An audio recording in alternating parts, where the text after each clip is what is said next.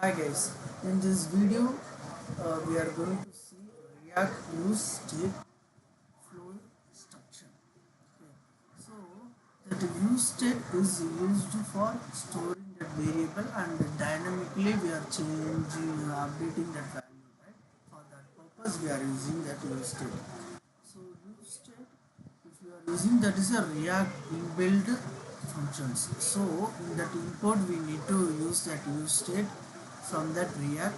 After that we need to create like a array format. This is our variable, this is a function name to update that value.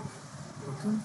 So now I'm declaring a count and set that I'm using that count plus 1. Okay, so after that this is our output of the code. I'm consoling, this is all thing working fine. Let me open and inspect, and I'm showing in console one thing.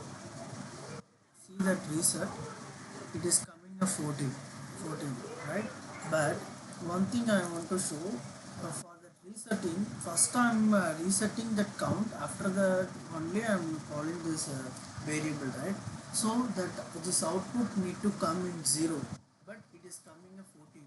The reason why, the use state will be for when you are setting using function, you are setting any value for that variable, it will not update immediately.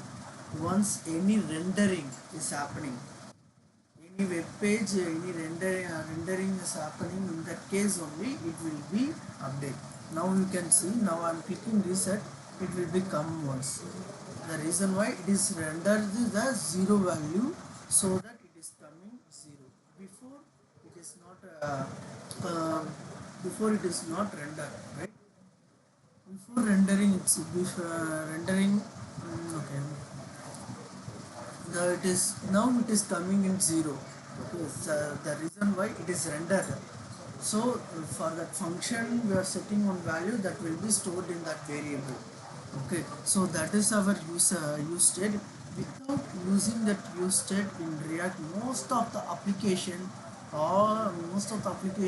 are using a use state only. So if you know use state very well, you can be able to create one a simple React application.